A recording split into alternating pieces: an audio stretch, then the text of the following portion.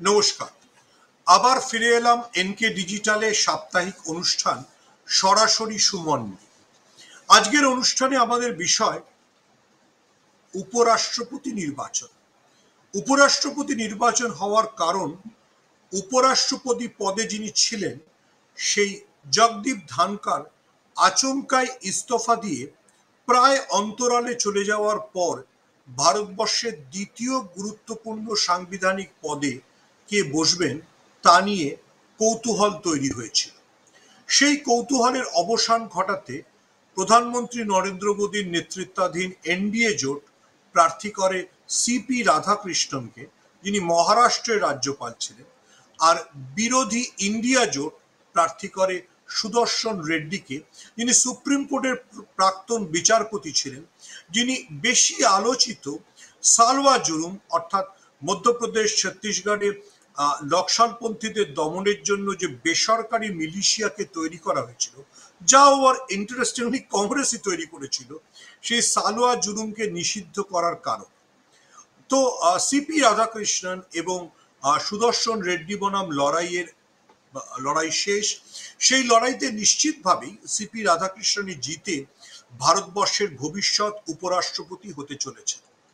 কিন্তু গোটা ভারতবর্ষ বা বলা চলে গোটা পৃথিবী যখন আলোড়িত নেপালের নাটকীয় ক্ষমতা বদল বা নেপালের নাটকীয় পালাবদল নিয়ে, তখন উপরাষ্ট্রপতি পদে নিজেদের পছন্দের প্রার্থীকে জিতিয়ে এনেও কতটা নিশ্চিন্তে থাকবেন নরেন্দ্র মোদী, অমিত শাহ। দেখুন, বিরোধীদের তরফে বিভিন্ন ধরনের বক্তব্য শোনা যাচ্ছে। মোটামুটি সবাই নিশ্চিত যে সিপি রাধাকৃষ্ণনই জিতবেন, ফলে দক্ষিণ ভারতের থেকে একজন ভারতবর্ষ নতুন উপরাষ্ট্রপতি পেতে চলেছে। কিন্তু বিরোধীদের দুটো বক্তব্য, কারণ এই নির্বাচনে তিনটি গুরুত্বপূর্ণ রাজনৈতিক দল পার্টিসিপেট করেনি বা তারা ভোট দেয়নি। একটি বিআরএস অর্থাৎ তেলেঙ্গানায় যারা আগে ক্ষমতায় ছিল, কে চন্দ্রশেখর রাওয়ের দল, সেই বিআরএস। দ্বিতীয়টি হচ্ছে বিজেডি, মানে ওড়িশায় যারা কিছুদিন আগে ক্ষমতায় ছিল, সেই মানে ওড়িশায় যাদের সরিয়ে বিজেপি ক্ষমতায় এসছে। এবং তৃতীয়ত শিরোমণি অকালি দল। এবার বিরোধীদের, বিশেষ করে আজকেই শিবসেনার সাংসদ সঞ্জয় রাউত একটা ইম্পর্টেন্ট কথা বলেছেন যে এদের ভোট না দেওয়া প্রমাণ করে যে আসলে আর কেউ খুব একটা বিজেপি বা এনডিএর পক্ষে দাঁড়াতে প্রস্তুত নয়। এই কথাটার একটা সারবত্তা আছে এই কারণে যে অতীতে আমরা বহু সময় দেখেছি এই বিআরএস বা বিজেডি বা শিরোমণি অকালি দল তো সরাসরি এনডিএর পার্টনারই ছিল। এরা অনেক সময় রাজ্যসভায় ভোটাভুটির সময় সরাসরি এনডিএর পাশে দাঁড়িয়ে এনডিএকে সাহায্য করেছে। কিন্তু এবার এরা সরাসরি এনডিএর পাশে দাঁড়াবে। যদিও বিরোধীদের তরফে আবার শরদ পাওয়ারের অভিযোগ যে এরা আসলে ঘুরিয়ে বিজেপিকেই সাহায্য করলো, কারণ যদি এরা ভোট দিত তাহলে এদেরকে অবশ্যই ইন্ডিয়া ব্লকের প্রার্থীর সমর্থনে ভোট দিতে হতো, কিন্তু সেটাও তারা করল। তিনটি দলের অনুপস্থিতি, সামনে বিহার নির্বাচন, এই পরিস্থিতিতে জগদীপ ধানকার যুগের অবসান কি সত্যি সত্যি বিজেপিকে নিশ্চিন্তে রাখলো? বোধহয় নয়। কেন? তার কারণটা হচ্ছে, দেখুন, নেপালের ঘটনা প্রবাহ এমনিতেই শাসক শিবিরকে যথেষ্ট অস্বস্তিতে রেখেছে।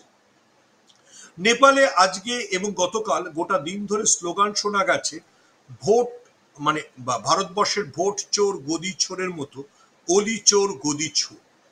নেপালের প্রধানমন্ত্রী ওলি শেষ পর্যন্ত গদি ছেড়েই পালিয়েছেন, হেলিকপ্টারে করে চলে গেছে। তো ভারতবর্ষেও ভোট চুরি নিয়ে বিরোধীদের যে গোটা আন্দোলন, রাহুল গান্ধীর যে ক্যাম্পেইন, সেটা কিন্তু এমনিতেই বিজেপিকে যথেষ্ট অস্বস্তিতে রেখেছে।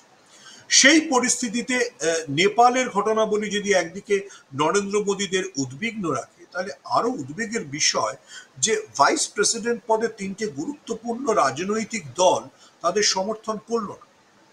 বিশেষ করে পাঞ্জাবে দেখুন, পাঞ্জাবে এমনিতেই বিজেপির কাছে খুব একটা পায়ের তলায় মাটি নেই, বিজেপির কাছে জমি সেখানে খুব শক্ত নয়।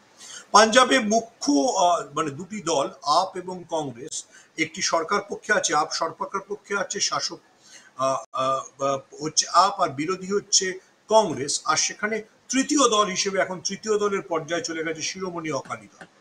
কিন্তু এই শিরোমণি অকালি দল একসময় বিজেপির জোট সঙ্গী ছিল, এবং কৃষক আন্দোলনের আগে পর্যন্ত তারা কেন্দ্রীয় মন্ত্রিসভার সদস্যও ছিল। সেই শিরোমণি অকালি দল, পাঞ্জাবের গুরুত্বপূর্ণ রাজনৈতিক দল, তারা এই নির্বাচনে কোনো পক্ষ নিল না। আচ্ছা, দ্বিতীয় বড় সংকট অবশ্যই বিজেপির জন্য, যে অন্ধ্রপ্রদেশে তারা ক্ষমতায় রয়েছে, যে অন্ধ্রপ্রদেশে তাদের সরকারের অন্যতম শরিক চন্দ্রবাবু নাইডু ক্ষমতায় রয়েছে, সেখানে বিরোধী শক্তি ওয়াইএসআর কংগ্রেসও এই ইলেকশনে বিজেপিকে ভোট দিয়েছে। তাহলে অন্ধ্রপ্রদেশের রাজনীতিতে যদি দুজনেই এক পক্ষে চলে আসে, তাহলে তৃতীয় পক্ষ হিসেবে কংগ্রেসের উত্থান ঘটার সম্ভাবনা রয়েছে। ফলে রাষ্ট্রপতি নির্বাচন অন্ধ্রপ্রদেশের ক্ষেত্রে অন্তত কংগ্রেসকে নতুন করে অক্সিজেন দিয়েছে। আবার দেখুন তেলেঙ্গানা, যেখানে কংগ্রেস ইতিমধ্যে বিআরএস কে ক্ষমতাচ্যুত করে ক্ষমতায় চলে এসছে, সেখানে বিআরএস এর নির্বাচনে পার্টিসিপেট না করা, অর্থাৎ কাউকে ভোট না দেওয়াটা খুবই তাৎপর্যপূর্ণ। যদি জনগণ সেটাকে বিজেপিকে সমর্থনের হিসেবে দেখে, তাহলে তেলেঙ্গানার রাজনীতিতে কংগ্রেসের জন্য আটটু সুবিধে হবে। অর্থাৎ বিআরএস এবং বিজেপিকে তারা এক ব্র্যাকেটে ফেলতে পারে, এবং কংগ্রেসের নিজের তেলেঙ্গানায় যেহেতু তাদের নেতা রেবন্ত রেড্ডি যথেষ্ট শক্তপোক্ত জায়গায় রয়েছেন, সেহেতু তেলেঙ্গানার ক্ষেত্রে কংগ্রেসের সুবিধে হবে। একই সুবিধে কংগ্রেস পেতে পারে ওড়িশার ক্ষেত্রে। যদি নবীন পট্টনায়কের নেতৃত্বাধীন বিজেডি সরাসরি বিজেপির বিরোধিতা না শুরু করে, তাহলে যেহেতু সেখানে ক্ষমতায় রয়েছে বিজেপি, সেহেতু সেখানে ক্রমশ প্রধান বিরোধীর জায়গাটা কংগ্রেস নিয়ে নিতে পারে। তাহলে অন্ধ্রপ্রদেশ, তেলেঙ্গানা এবং ওড়িশা, এই তিনটে রাজ্যের রাজনৈতিক যে সমীকরণ, সেটা এই উপরাষ্ট্রপতি নির্বাচনের জন্য বিজেপিকে খুব স্বস্তি দিল না। ওড়িশার ক্ষেত্রে বিজেডির অনুপস্থিতি যদি ওড়িশার মানুষ বিজেপির সমর্থন বলে মনে করে, তাহলে ওড়িশায় প্রধান বিরোধী দল হিসেবে কংগ্রেসের আত্মপ্রকাশ ঘটবে।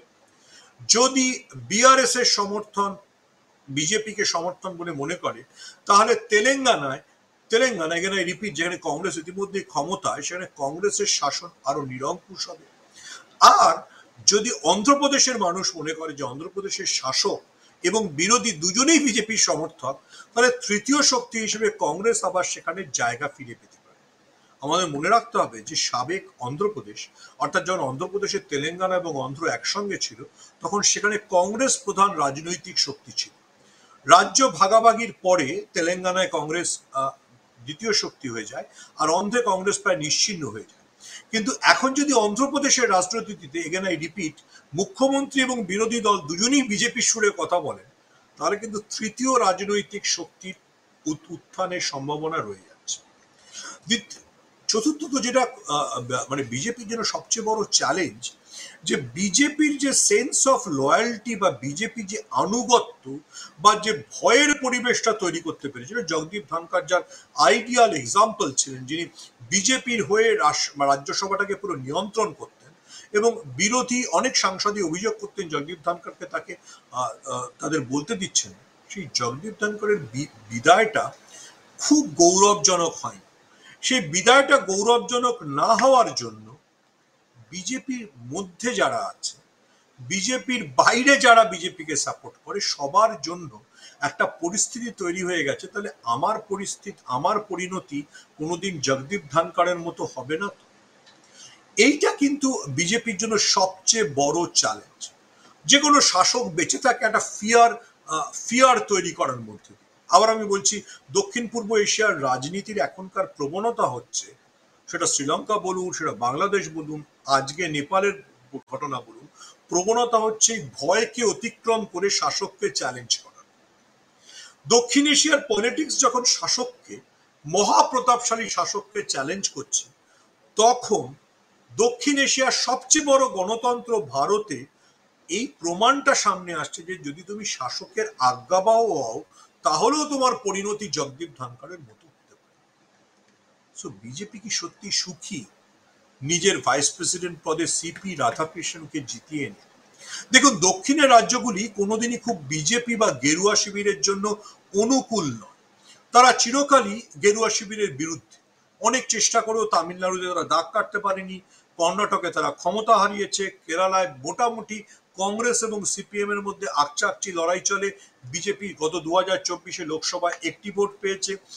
অন্ধ্রে বেসিক্যালি চন্দ্রবাবু নাইডুর কাঁধে ভর দিয়ে বিজেপি ক্ষমতায় এসছে, চন্দ্রবাবু নাইডুই প্রধান দল। তেলেঙ্গানায় তো বিজেপি তৃতীয় শক্তি, প্রথম শক্তি কংগ্রেস, দ্বিতীয় শক্তি বিআরএস, তৃতীয় শক্তি বিজেপি। ফলে দক্ষিণের একজনকে ভাইস প্রেসিডেন্ট করে বিজেপি দক্ষিণের রাজ্যগুলিকে যে বার্তা দিতে চাইছিল সেটা কি আদৌ সফল হলো, নাকি এই বিশ্বাসটা আরো কঠিনতম হলো, বা এই বিশ্বাসটা আরো হাওয়া পেল যে যতই তুমি প্রবল প্রতাপশালী শাসকের আজ্ঞা পাও হও, যতই তুমি জগদীপ ধানকার হও, তোমার পরিণতিও রাজাকারের মতো হতে পারে। জগদীপ ধানকারের পরিণতিটা খুব খারাপ হয়েছে। জগদীপ ধানকারকে কিভাবে ইস্তফা দিতে হয়েছে, কিভাবে তিনি তারপর অন্তরালে চলে গেছেন, বিরোধীদের অভিযোগ তাকে প্রায় গৃহবন্দী করে রাখা হয়েছিল, সেই সব আমরা জানি।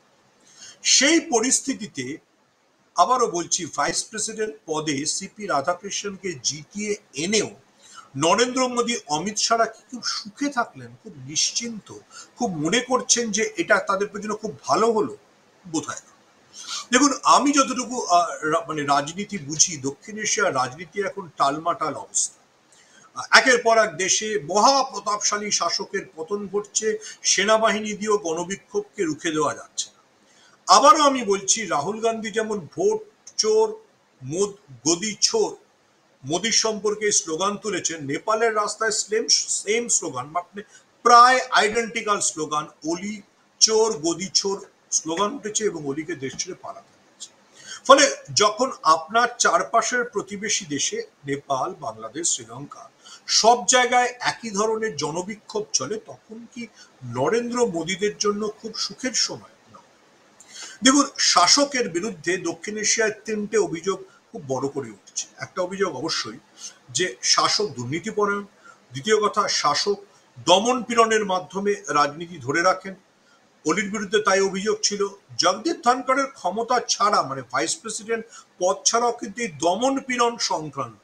জগদীপ ধনখড় আর শাসকের হ্যাঁতে হ্যাঁ নাতে না বলতে রাজি হচ্ছে। তাই যখন উপরাষ্ট্রপতি নির্বাচনের ফল বেরোবে, তখন হয়তো এনডিএ সেলিব্রেট করবে যে তাদের রাষ্ট্রপতি, তাদের উপরাষ্ট্রপতি জিতে এলেন, সিপি রাধাকৃষ্ণন জিতলেন, কিন্তু তাতে তাদের আখেরে রাজনৈতিক লাভ হলো কি, নাকি এটা ওই শাসকের, যাকে বলে মানে সেই মনসার বাসর ঘরে ছিদ্রের মতো, শাসকের ভেতরে যে ফাটল সেটাকে পরিষ্কার করে দেবে। বিজেডি, আবার রিপিট করছি, বিজেডি, বিআরএস এবং শিরোমণি অকালি দল তোমার জন্য ভোট দেয়নি।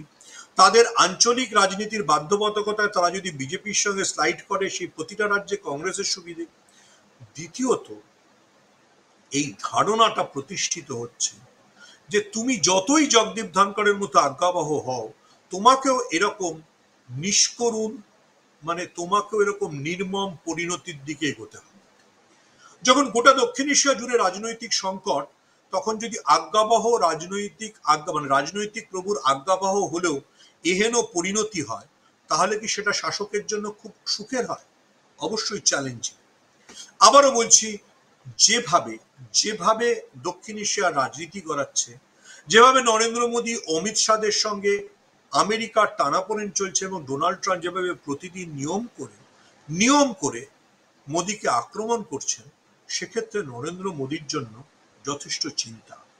উপরাষ্ট্রপতি পদে নিজের প্রার্থীকে জিতিয়ে এনেও এটা তিনি জনগণের কাছে প্রমাণ করতে পারবেন না যে তিনি খুব সুখে আছেন।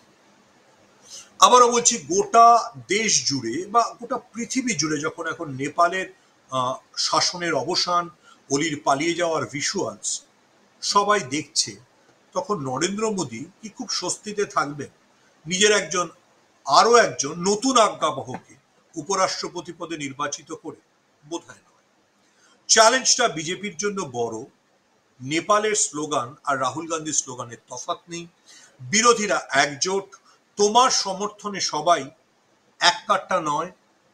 শিরোমণি অকালি দল যে পাঞ্জাবে বিজেপি যথেষ্ট চাপে থাকে, সেই পাঞ্জাবে শিরোমণি অকালি দল অন্য কথা বলছে। ফলে ধানকার যুগের অবসান হলো, কিন্তু নতুন যিনি হলেন তিনি কি ধানকারের মতো একইভাবে কাজ করে যেতে পারবেন? আগামী দিনের রাজনীতি বিজেপির জন্য খুব সুখের নয়। আজকের জন্য এইটুকুই। আবারও ফিরবো এনকে ডিজিটালে আপনাদের জন্য একটি নতুন এপিসোড সরাসরি সুমন নিয়ে। আজকে শেষ করার আগে কৃতজ্ঞতা এনকে ডিজিটালের কর্ণধার এডিটর প্রবীর বিশ্বাসকে এবং তার পুত্র টেকনিক্যাল হেড অনির্বাণকে। আজকের এপিসোড আপনারা দেখুন, পরবর্তী এপিসোড জন্য অপেক্ষায় থাকুন। নমস্কার।